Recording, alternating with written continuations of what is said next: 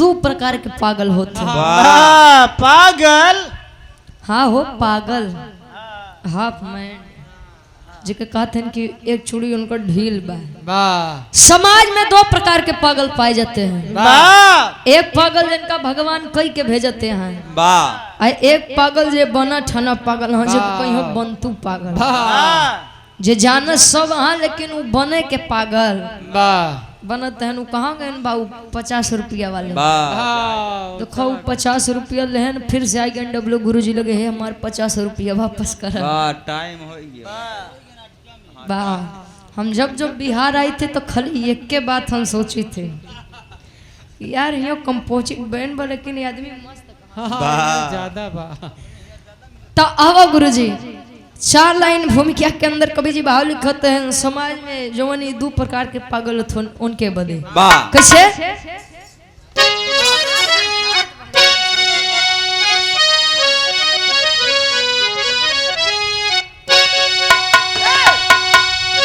अरे मूर्खता की भी हद होती है दोस्तों दोस्त थे 4 उनकी कहानी सुनो बाबा। अरे पंडित जी कहते कथा ताव से यादों मिलाव दूधवा में पानी पाल मौलवी पंडित यादव के संग कहे आव चली में लागल बाबा।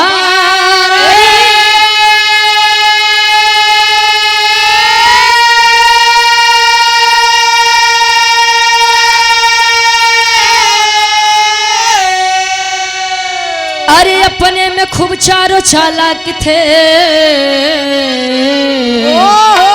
चलते राह में करते लबारी लबारी।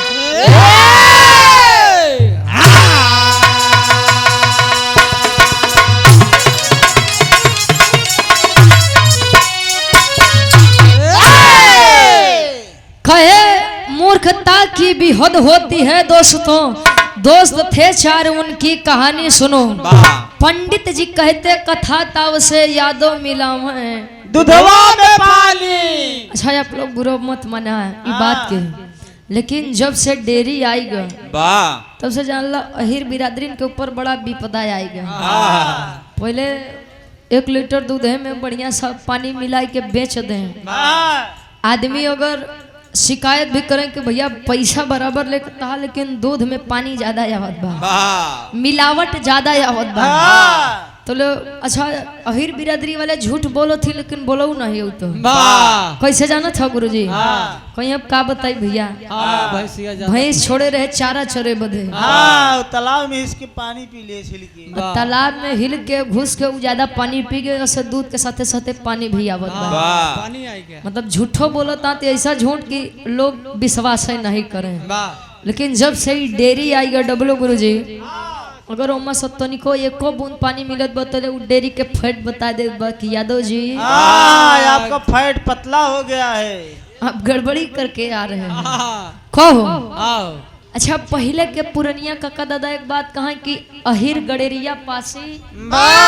ये तीनों सत्यानाशी ये तीनों सत्यानाशी काहे बदे जानत है अहिर बिरादरी में लोग गाय भैंस पाले में बड़ा शौकीन होते हैं। अब मान ला बगली केहू के चरी बोई बा तो अगर गाय भैंस जाई तो चरी के केवल पत्ती भर खाई पाल बिरादरी वाले जब आपन से न छोड़ी हाँ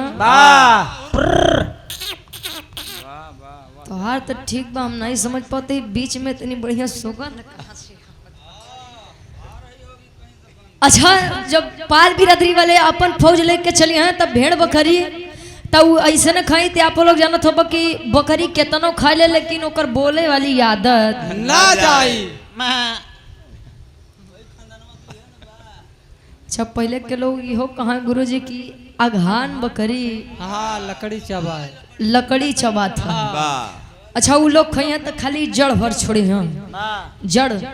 आ जब पासे बिरादरी वाले अपन लेके फौज निकली हैं 12 नंबर जेसीबी।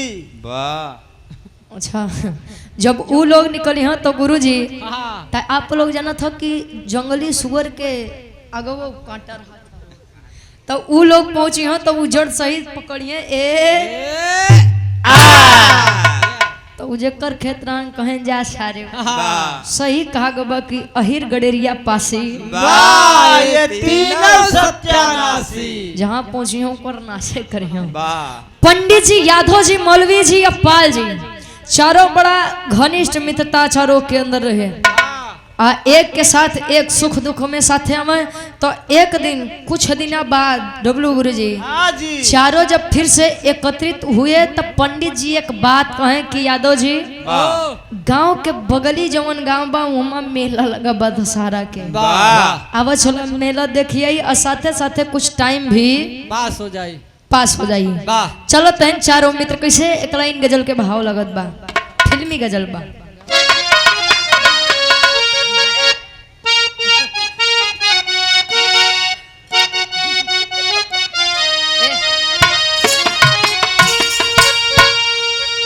अरे मेरे जिंदगी के मालिक, मेरे जिंदगी के मालिक, मेरे दिल पे हाथ रख दे, मेरे जिंदगी के मालिक, मेरे दिल पे हाथ रख दे, मेरे जिंदगी के मालिक, मेरे दिल पे हाथ रख दे,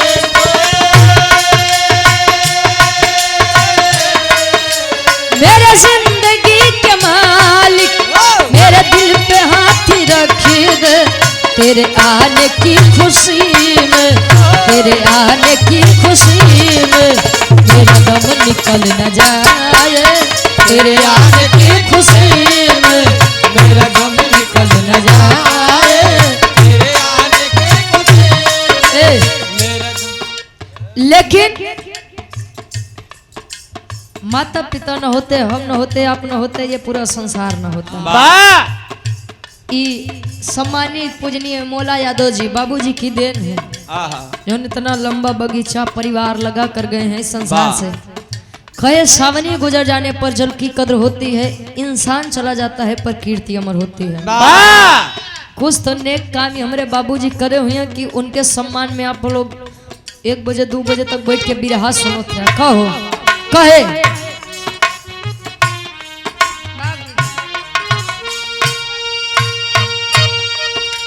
माता पिता न होते,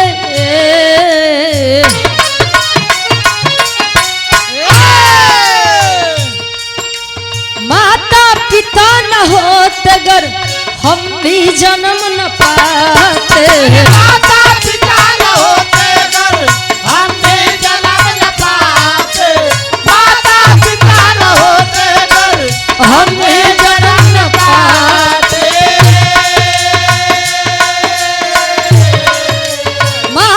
पिता न होते अगर हम ही जन्म न पाते, संसार में उजाला, संसार में उजाला अरे होता नहीं कहीं पर, संसार में उजाला होता नहीं कहीं पर, संसार में उजाला होता नहीं कहीं पर।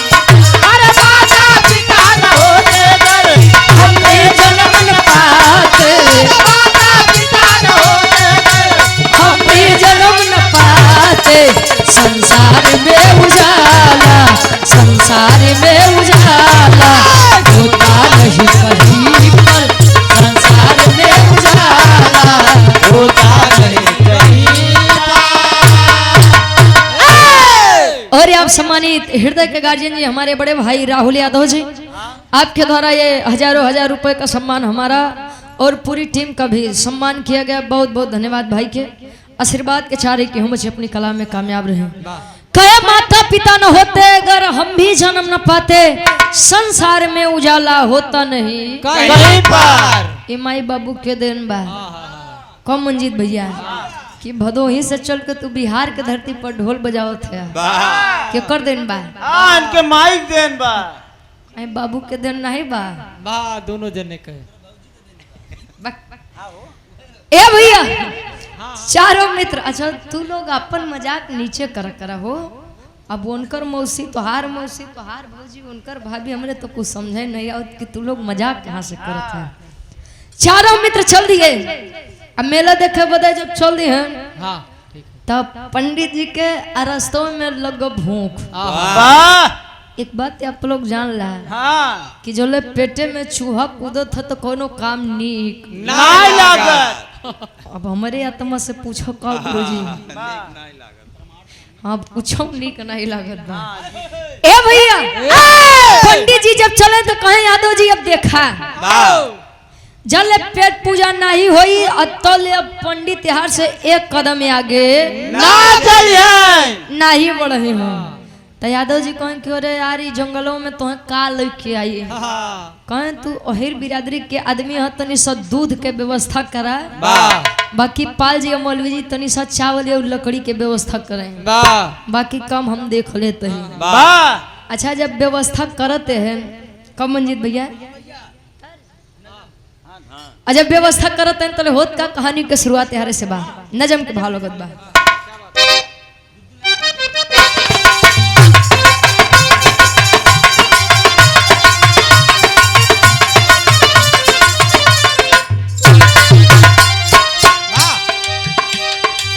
चला कि पंडित जी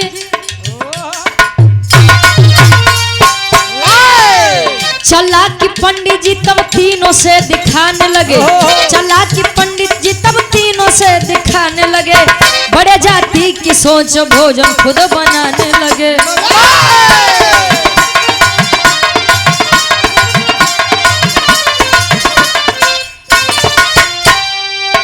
करके विचार खीर पंडित जी बनाते हैं कहो गुरु जी करके विचार खीर पंडित जी बनाते हैं धुल कर हाथ पैर साफ बैठ जाते हैं।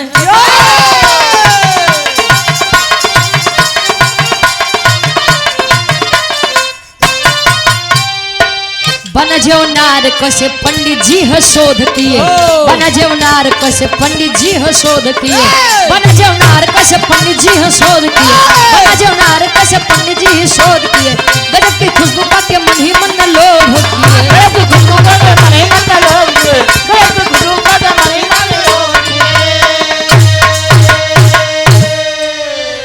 कहे बना जेवनार कसे पंडित जी है शोध किए गजब की खुशबू पाके मन ही मन में लोभ किए लालच किए। अच्छा लालच बुरी बला बा महेंद्र दादा जादुई चक्की वाला कार्टून देखे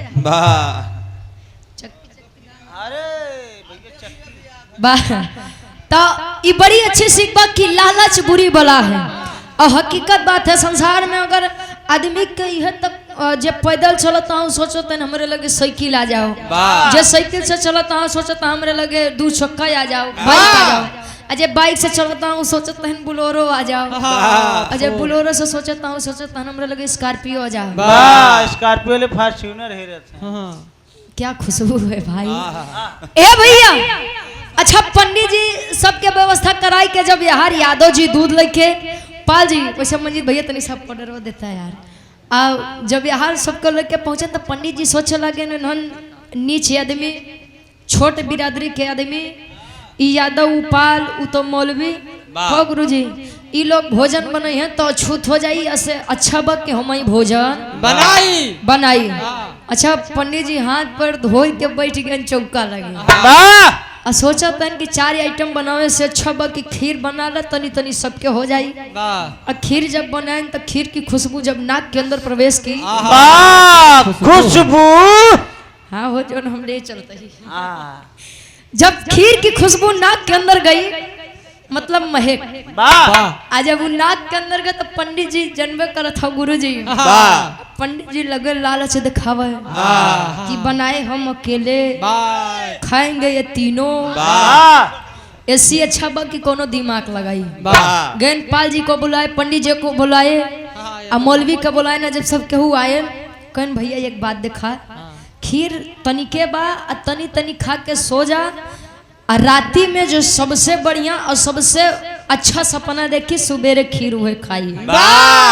तनी सपपाल जी खीर लेहन खाई के सोई गए, मौलवी जी लेहन उन्हों खाई के सोई गए, पंडित जी लेहन उन्हों खाई के सोई गए। सब ये यहाँ की सबसे तगड़ा दिमाग।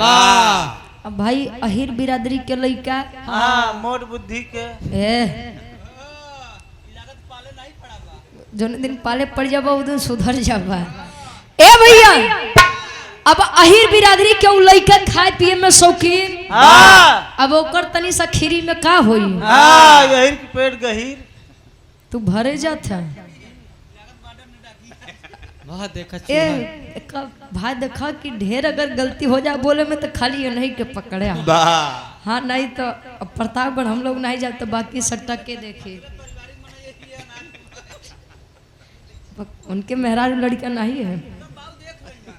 ठीक बताओ।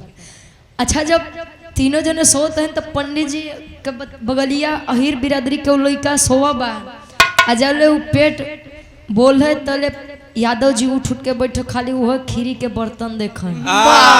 जब देखें तो होत का एक लाइन तरज लगत बा। ई गीत अपने जमाना में बड़ी मार्केट में रही और आज भी बा। कैसे कोनो लड़की कोनो लड़का से कहे इनके जमाना में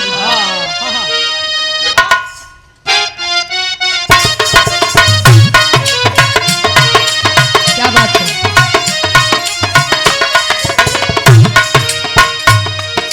हो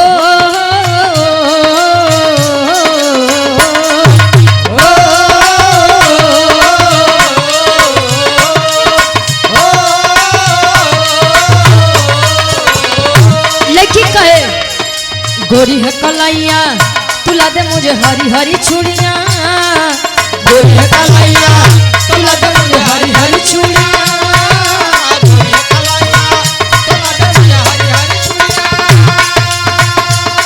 ऐसा गुरु जी सावन के महीना 29 जुलाई से चालू हो जाए। तो जान ला मेहरारू कुल हरियर हरियर दिखाई। हाँ कुल हरियर आई जे मेहरारू हरियर चूड़ी हरियर साड़ी। यहाँ से बता देते कि चाची के खरीद दी हाथ काम में आ जाइए। लड़की डिमांड करत बा गोरी है कलाइया तुला दे मुझे हरी हरी चूड़िया। अपना बना ले मुझे बाल माँ। गोरी है कलाइया तुला दे मुझे हरी हरी चूड़िया। अपना बना ले मुझे बाल माँ। गोरी है कलाइया तुला दे मुझे हरी हरी चूड़िया।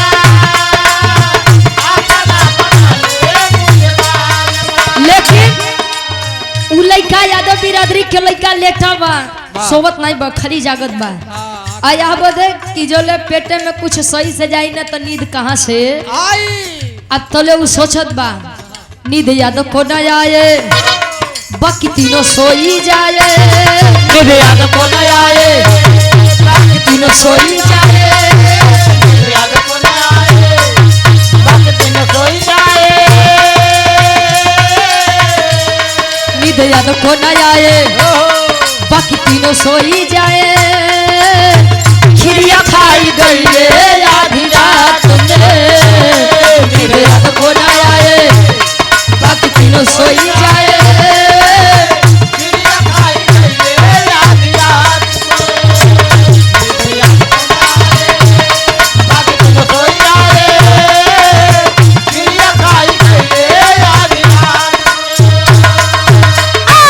कहे नींद यादव को न आए बाकी तीनों सोई जाए। खिरिया खाई गईले आधी रात में। विचार करिएगा पंडित जी का खाली यही कहना था कि रात में थोड़ा सा खा के सभी सोएंगे। जब सुबह होगी चारों अपना अपना सपना बताएंगे कि रात्रि में उन्होंने सपना क्या देखा है। और जिनका सपना सबसे अच्छा होगा सुबह खाली वही आदमी खीर खाएगा। पंडित जी मौलवी जी पाल जी तीनों लोग तो सो गए लेकिन वो यादव के लड़का जागत बा। और विचार करे कि यार अगर खीर खाए ले तो तीनों जने सुबेरे उठिए तो बड़ी मार मरी है। आयस मार मरी है कि उसको वो हम मरवाए न हो। अच्छा विचार करे तो भाई अब पेट पूजा के आगे मजबूर कहें कि अब जाते हम खीर खाए बदे। यारी दोस्ती टूटी तो टूटे दा, लेकिन पेट पहले भरे के भरा चाहिए। चाहिए।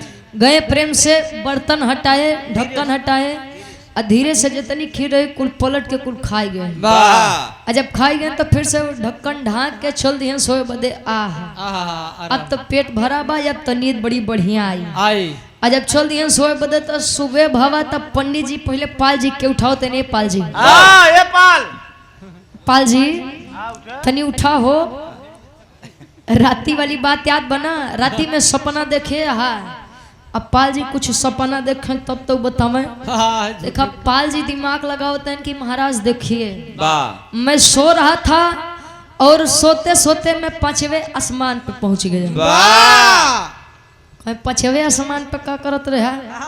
कहीं कि बस सोते सोते पहुंच गया। वहां से मृत्युलोक का नजारा बड़ा बढ़िया लग रहा था। पंडित जी कहें कि अरे साला ये पाल तो बड़ा तगड़ा दिमाग लगा रहा है। अच्छा गए मौलवी जी लोग कहें तू बतावा, पाल जी तो 5वें आसमान पे रहन, तू कहाँ रहा? हाँ, मौलवी जी बोले। मौलवी जी कहें कि तो खाली 5वें आसमान पे रुक गया, हम तो सोते सोते 7वें आसमान पे पहुंच गए थे। 7वें आसमान पे। हाँ हो, जब ज्यादा आदमी प्रसन्न होता है तो यही कहता है कि ऐसे लगत बा जैसे आज हम 7वें आसमान पे उड़ते हैं। कहे वहां से स्वर्ग लोक का नजारा इतना बढ़िया था, इतनी सुंदर सुंदर अप्सराएं काली काली नृत्य कर रही थी। काली काली खाई दिल के बड़ा साफ आदमी है। इनका काली नारियां भी बड़ी सुंदर लगती हैं। वाह, कहे कि इतनी सुंदर सुंदर अप्सराएं नृत्य कर रही थी। महाराज तू झूठे हमके उठाए दिया। पंडित जी कहें कि अब इन्होंने से तगड़ा दिमाग लगावे पड़ी। पंडित जी कहें कि पाल जी 5वें आसमान पे थे, मौलवी जी आप 7वें आसमान पे थे, मैं तो सोते सोते क्षीर सागर पहुंच गया। क्षीर सागर। क्षीर सागर में केकर निवास बा मंजीत भैया? लक्ष्मी जी और विष्णु भगवान के। कहें कि ए पंडित जी जब तू क्षीर सागर में पहुंचे रहे तो लक्ष्मी जी और विष्णु जी का करत रहे? कहें कि लक्ष्मी जी हमार पांव दबावत रहे। तो विष्णु कहाँ रहे? अब विष्णु जी पिछवा बैठ के हवा करत रहे। पीछवा। अरे यार सिरहाने लगे बैठ के।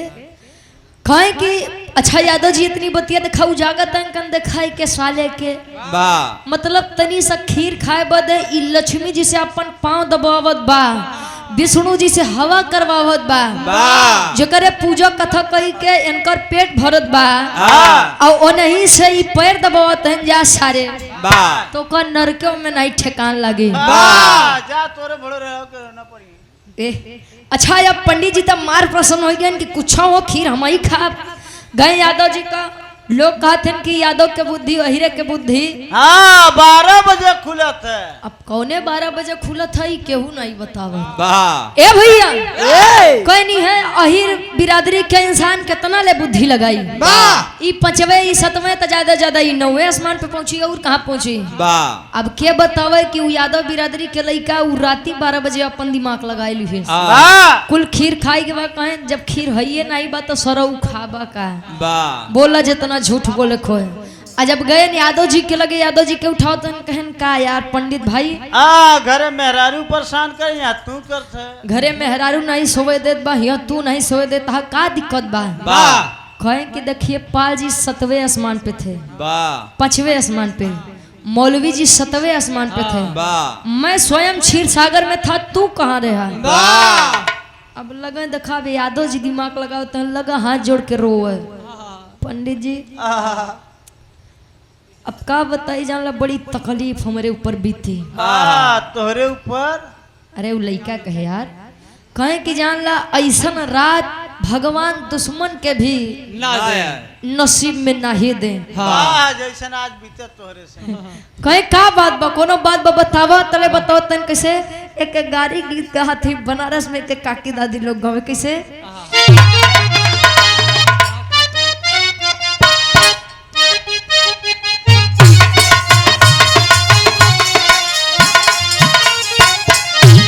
अरे खतियाई गयो, खतियाई गयो शहर बनारस से, खतियाई गयो, खतियाई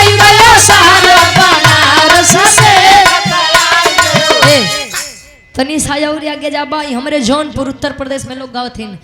अरे सुई डोली गई कलाई बिछे घड़िया मेरे सुई डोली गई कलाई बिछे सुई डोल के कलाई बिछे घड़िया घड़िया में। आज हमार घड़ी भुलाई गया यार। अच्छा मुझे तू ढेर ऊंचा सुनत था कहो कहे अरे दुल्हा के बहिनी बाजार करे जाली हजार करे जाली भकार करे जाली सुई डोली। अच्छा काकी दादी लोग बड़ी चालाक होती ये लोग जब गाड़ी गीत गाते शादी ब्याह में तो नाम नहीं जानती तो खाली करीबा शर्ट वाला हई टोपिया वाला मुंडावा। अच्छा हमार लोग के तो कभी होते लेकिन काकी दादी लोग के कभी नहीं होते। जवन पावत ही तो ओके जोड़े चली जाती है। ए भैया अब यार यादव जी अपन दिमाग लगाते हैं का दिमाग लगावे। अरे भेटाईगा मछंदर लई के मोटकी लाठी हो भेटाईगा। अरे भेटाईगा मछंदर लई के मोटकी लाठी हो भेटाईगा। अरे भेटाईगा मछंदर लई के मोटकी लाठी हो भेटाईगा। कहे रतिया में हमके उदेह से डेरावा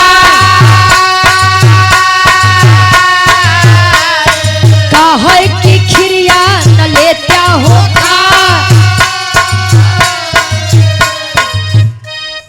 और पुनः हृदय के गार्जियन जी सम्मानित आप कार्यक्रम के आयोजक साहब श्री रामेश्वर यादव ठेकेदार जी पुनः हमारे गार्जियन जी के द्वारा सदर 501 रुपए का सम्मान बहुत बहुत धन्यवाद। आशीर्वाद के चारे की हम अच्छी अपनी कला में कामयाब रहे।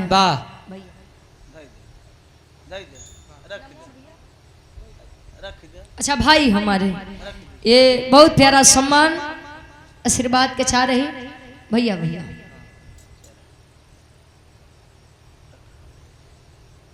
कहे रतिया में हमके उद्देश्य डरावा कहे कि खिरिया न लेता हो खाए नहीं जानिला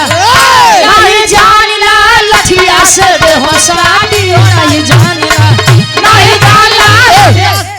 कहे भेटाईगा मछंदर लइके मोटकी लाठी हो देखा बुद्धि अपन अपन सब केहू लगाएन बाजी खाली यही बिरादरी के लइका मारी गए। कहो पाल जी बताएं मैं 5वें आसमान पे था मौलवी जी बताएं मैं 7वें आसमान पे था। हद तो हो गई जहाँ पंडित जी कहें कि मैं क्षीर सागर में लक्ष्मी और विष्णु जी से सेवा ले रहा था। अब वो यादव जी रतिया में कुल खीर छट गई गए कहें कि महाराज देखा रात्रि में मैं सो रहा था और मेरे सपने में एक पहलवान मिला। पहलवान साहब एकदम हट्टा कट्टा नौजवान करिया करिया एकदम कलुआ रहा और लाठी इतनी बरियार लिखे रहे मंजीत भैया तेल एकदम लगाई के मोछा टाइट करके कहन कि ओका हम देखते मान तो डेराई गए कहन तो कोनो ऊंच नीच तो नहीं की है कहें ऊंच नीच का करे पड़ गए हम मर्द जात के आदमी खाली हमारे साथे इतने करे कि उ लाठी उठाए के खाली हमारे मुँहे लगे तक लेके आए। जब मुँहे लगे तक लेके आए तो हम एकदम डरा गए कि महाराज हमसे कोनो काम बका कहें बे साले आज के दिन मेरा व्रत है और तुम लोग रात्रि में खीर बना करके यहाँ महका रहे हो मेरी सुगंध को मेरे व्रत को तोड़ना चाहते हो। अरे बाप रे बाप जले पंडित जी खीर के नाम सुने तो लगे मुँह बाव हे भैया तू खाए तो नहीं लिया कहे कि महाराज देखा मना तो हम बहुत करे लेकिन हमार जोर ना चला। यादव जी अपन दिमाग लगाओ तो कैसे टेरी के भाव लगत बा अब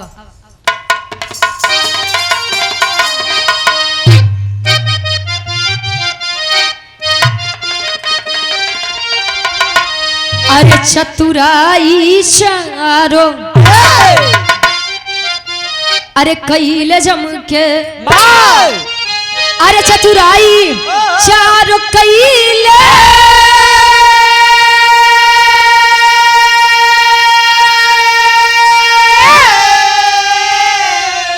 अरे चतुराई चारों कैले झमके चली ना अहिर के सामने पंडित के पंडिताई रे पंडिताई रे पंडिताई। ई ओरिजिनल तरज बा हमरे प्रयागराज के स्वर्गीय गुरु राम आधार यादव गुरु जी के गीत बा। कैसे बा आए हाय अरे राम झकोरा मार झुलनी अरे राम झकोरा मार झुलनी कहाँ साड़ी लहराए हो झकोरा मार झुलनी।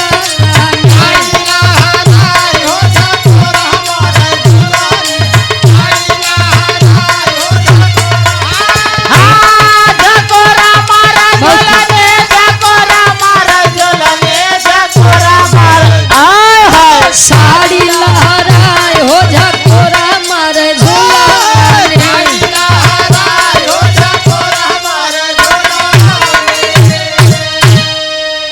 गुरुजी ई के तनी सब बदल दा कोनो लइका कोनो लइकी के कहत बका कहे अरे बितावा गोरी रतिया अरे बितावा गोरी रतिया कहाँ जायू भी न सारे बितावा गोरी रतिया।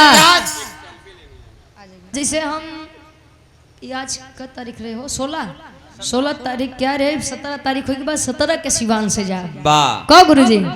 लेकिन जब इतनी बतिया पंडित जी कहें कि मुझे क्यों नहीं बुलाया तुमने तो यादव जी अब देखा वो नहीं के बनाए जाल में उनका फंसावत है। अरे बोलाई कैसे पंडित जी अरे बोलाई कैसे पंडित जी तू रहा क्षीर सागर बोलाई कैसे पंडित जी क्या बता बोलाई कैसे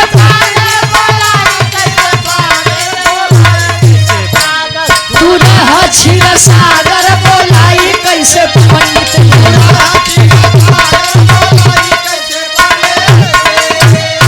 कहे मौलवी भाई गवा रहे 7वें आसमान पे पाले न आए पानी फिर गया रमान पे अरे तोहर सेवा करत रहली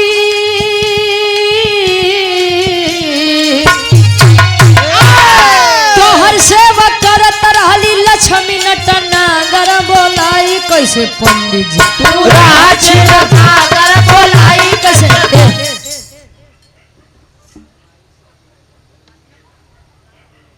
अच्छा राहुल यादव भाई हमारे 100 रुपया इनकर फरमाइश बा हिले के पलंगिया तो रोज हिलता बा। ये गीत के हालांकि हर कलाकार गाए थे और सभी का गुरुजी सभी के मार्केट में रहे लेकिन ये गीत के आप लोग हमारी आवाज में पसंद ज्यादा करत है। कहीं से ये गीत होगा 2-4 तरह जरूर होगा कि कोनो भी मंच पे जा ओके 2-4 बार गाए बिना कल्याण नहीं होत बा। कहे बोलाई कैसे पंडित जी तू रहे क्षीर सागर कहे कि पंडित जी अब तू ही तक कहा कि तू क्षीर सागर में लक्ष्मी जी से पांव दबावत रहा अब विष्णु जी से हवा करवावत रहा कहे कि अब इसके आगे मैं क्या ही बोलूं। कहे मौलवी और पाल कहा थे कहे हो लोग का कम रहन का मौलवी जी 7वें आसमान पे घूमते हैं पाल जी 5वें आसमान पे घूमते हैं। बड़ा मित्रता करत है उस समय मित्रता कहाँ रही जब तीनों जने हम कई अकेले सुनसान जंगल में छोड़ के आसमान के भ्रमण करत रहा।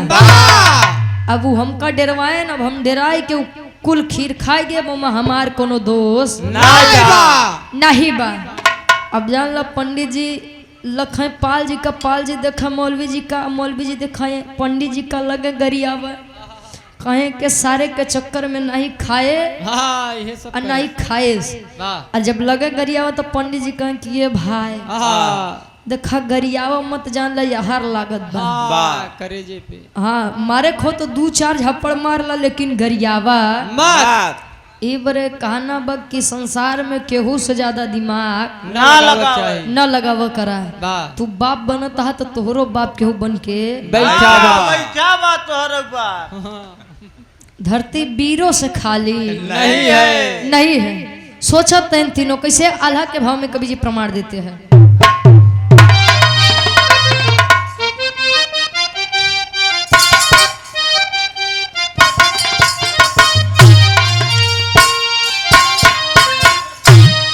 अरे सपना सब अधूरा रही गईले मानवा के बाबू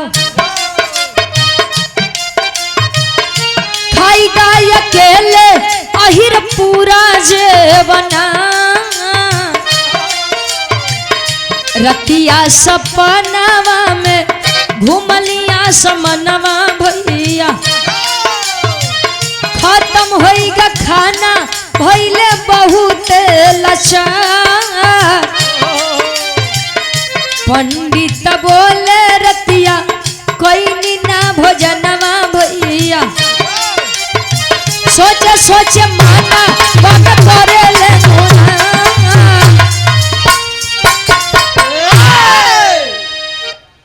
ए भैया पहुंचत हैं अब पछतात हैं जब पश्चाताप होत बा त यादव जी कहें कि आवा विष्णु जी से हवा करवाऊ बा लक्ष्मी जी से गोड़ दबाऊ बा आवा चला या मेला देखे पेट पकड़ के बैठ गए कहने भैया अब हम जानो तो तू खीर खाया है तोहार तो पेट भरा बा तो तू चल जा सकत है हमारे पेटे में कुछ बा अब हम घरे जा पेट पूजा होई और तब हमें आहार आओ। देखिए संसार में क्या बड़ा होता है का गुरुजी आखिरी भाव खड़ी के भाव लगत बा ओकरे बाद फिर हमरे राहुल भैया के आदेश बा हिले के पलंगिया तो रोज हिलत नगेंद्र यादव जी हनुमानपुर मठिया से आपके द्वारा 100 रुपया भैया बहुत बहुत धन्यवाद। संसार में जरूरी नहीं है कि जो इंसान ज्यादा उम्र का हो उसे सब कुछ पता हो या उसे सब चीज का ज्ञान ही हो। कभी कभी छोटों से भी सीख लेनी चाहिए क्योंकि ज्ञान छोटा और बड़ा नहीं देखता है। कभी कभी हमारे छोटे भी हमको वह बात बता देते हैं जो हमने अपनी जिंदगी में भी नहीं देखा होता है। क्या आखिरी भाव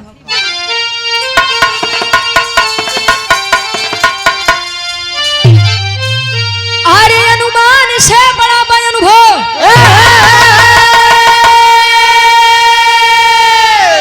कहे दुनिया सगरी अरे पकड़ पेटवा के धैले तीनों घर के डगरी पकड़ पेटवा के धैले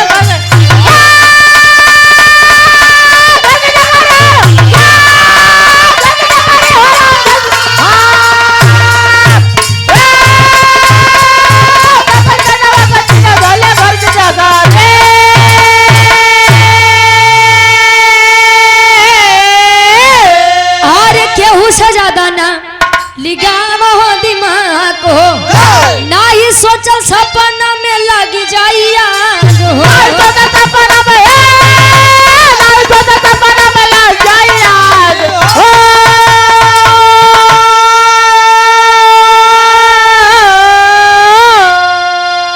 अरे घूम के लौटे चारों अपने अपने नगरी पकड़ पेटवा के धइले तीनों घर के कहे अनुमान से बड़ा अनुभव कहे दुनिया सगरी अनुमान से बड़ा अनुभव होता है। अनुभव बा तो सब कुछ बा अनुभव नहीं बा तो कितनो अनुमान लगावो कोनो काम के नहीं बा। ये से सीख दे तक केहू के अपने से कमजोर ना समझे के चाहिए। कुछ आदमी हैं कि अपने दुश्मन को बड़ा कमजोर समझते हैं। हाँ लेकिन अगर तू 10 हाथ मरबा तो अगला 8 हाथ तो मरबई करी। इसीलिए कभी भी किसी को अपने से कमजोर नहीं समझना चाहिए। आखिरी में खानदान के परिचय बा गुरु बिहारी गुरु गणेश गुरु रामलाल गुरुगाए स्वर्ग बसा चंदिका कवि बच्चन जी अब हरिसाए हो आर्य चतुराई चार कैले झुमके ग्वाले वंश रुचि ज्ञान की ज्योति जलाए चतुराई चारों कैले झुमके